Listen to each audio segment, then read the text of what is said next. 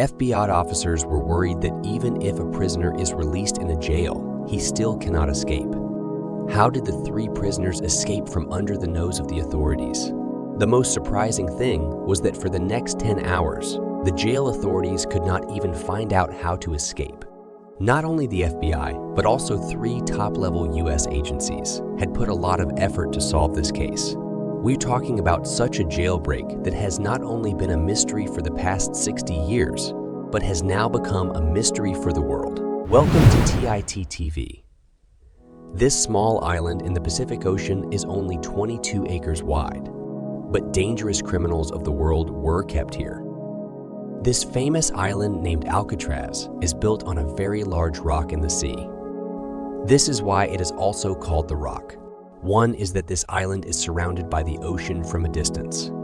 The other is that a 15-foot high fence has been built around it for extra protection, along with 24/7 monitoring of jail sergeants, because it is located in the opening of the Pacific Ocean. Strong winds and high waves always surround this island. Looking at all these conditions, it was declared a federal prison in 1934, where more than a limit was given to security. In short, if anyone came here once, it was not possible to escape from themselves. This jail was inescapable. But on 12 July 1962, the whole of Alcatraz was destroyed when 3 prisoners escaped from here, deceiving the security with great skill. The main characters of this story are these 4 people, including John William Anglin and Clarence Anglin. They were kept here in a bank robbery case. After that, this is Frank Morris, who has been on and off the face of the jail since the age of 13. He was also kept in Alcatraz for bank robbery. Finally, this is Alan West, who has tried to escape from other jails many times. That's why he was kept in Alcatraz for maximum security. Alan West has been in this jail for a long time. That's why he knows more about the jail compound than others. The idea of escaping from Alcatraz was first told by Alan West in 1960.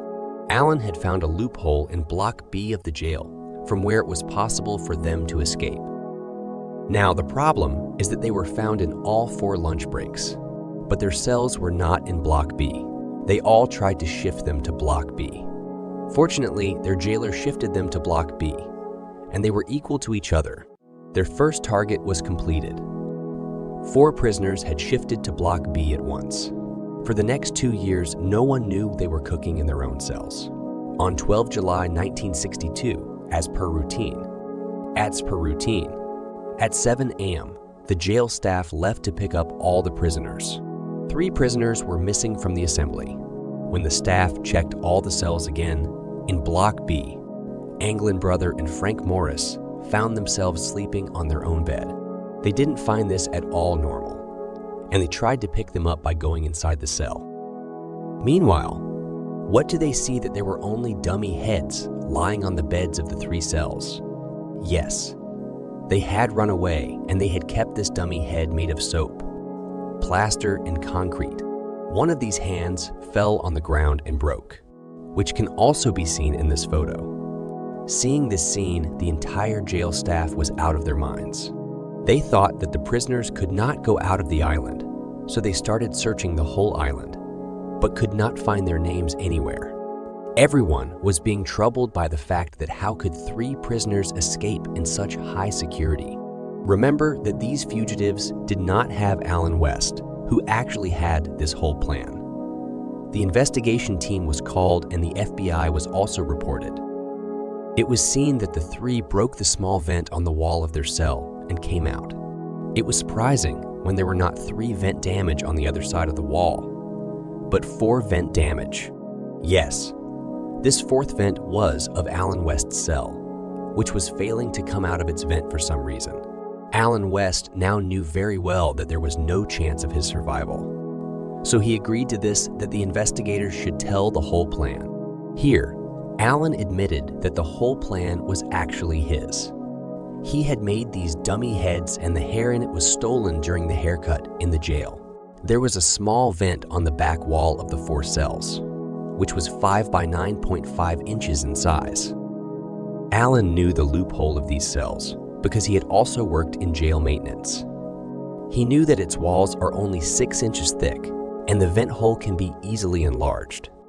For 6 months, 4 prisoners would find a way to make a hole around this vent. They used to do this with the help of spoons stolen from the kitchen, while in the end, they also made a drill machine with the motor of the jail vacuum cleaner. They used to keep their musical instruments or something in front of it to keep this excavation secret. This was done especially during the musical hour when there was a lot of noise in the jail block. Vent used to come out in a corridor where there was no security. From here, a drain pipe goes straight to the roof of the block where he used to work for maintenance. In Alcatraz, maintenance work was done to keep the prisoners busy. These 4 prisoners also went to the roof to maintain, and for this reason, they also took a look at every little thing for their escape plan. They used another pipe from the roof to get down and then ran away by tapping the 15-foot-tall fence of the island.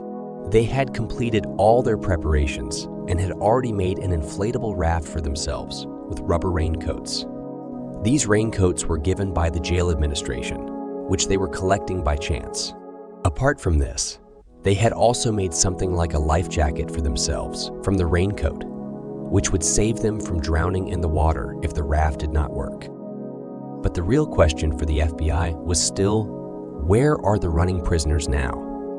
His 4th companion, Alan West, said that according to the plan, he had to first pass through Angel Island in the north of Alcatraz and land in the mainland, where there is no security. From there, he had to steal a car and some clothes. Search was carried out all over the mainland around Alcatraz, but no report of theft or robbery was found anywhere. The prisoners who ran away from the impossible security were swept away by the sea, or the story of Alan West was also made to fool the FBI. None of the 3 of them were getting any name or sign.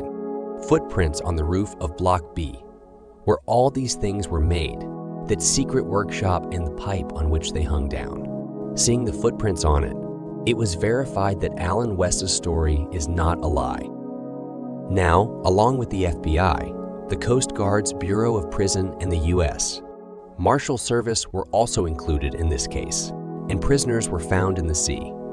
But they did not find any prisoners anywhere, nor any raft or life jacket. This was going to be a mystery case apart from the police case. In the next 4 days, the Coast Guards found a paddle made of floating wood, which is believed to be part of that raft. After that, 2 bags made of raincoats were also found in which the prisoners' personal belongings, such as family photos and letters, were present. It was estimated that the 3 prisoners did not reach the mainland alive because these items are such that no prisoner leaves easily. After 2 days, any dead body starts floating on the surface of the water. But for the next few months, the investigation team did not find any body or any body part. One theory is that the 3 prisoners must have swum from the raft and reached the mainland, because in 1962, after the escape, the FBI had a close eye on the family of the England brothers. One of their nephews, David Widner, told the FBI that John and Clarence's elder brother told his sisters at the time of their death that their brother was safe and he was in contact with them. Many family members also told the FBI that 2 women in the family were seen in strange makeup on a small and big day. Maybe John and Clarence changed their faces.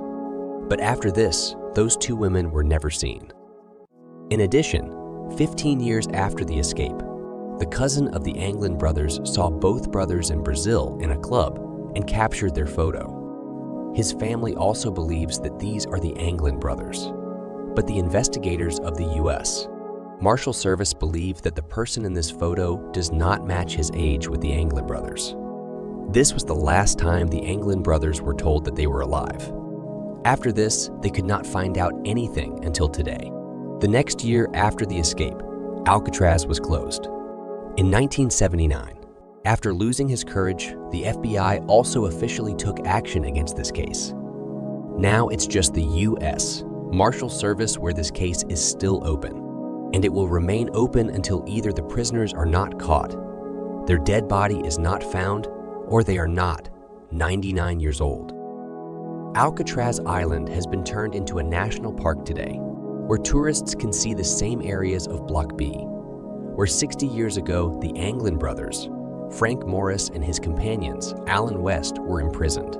Hey, you've arrived at the end of the video and thank you so much for watching. But don't click off just yet. I do want to take the time to say thank you very much for watching to the end. These things take quite a few sleepless nights to research script, film, and edit, so you can't imagine how much I really do appreciate your support. If you genuinely enjoyed this video, then don't be shy. Hit the like button, and if you disliked it, hit the dislike button twice, just to be sure, and comment down below and let me know why. My goal with this channel has been to create entertaining documentary-style videos on business, finance, and life in general. And if that sounds like something you'd be interested in and you'd want to tune in for more, hit the subscribe button and hit that notification bell. Make sure all your notifications are turned on. But with all of that being said, I hope you have a wonderful rest of the day. As per usual, my friend's hand-to-head salute from TIT TV.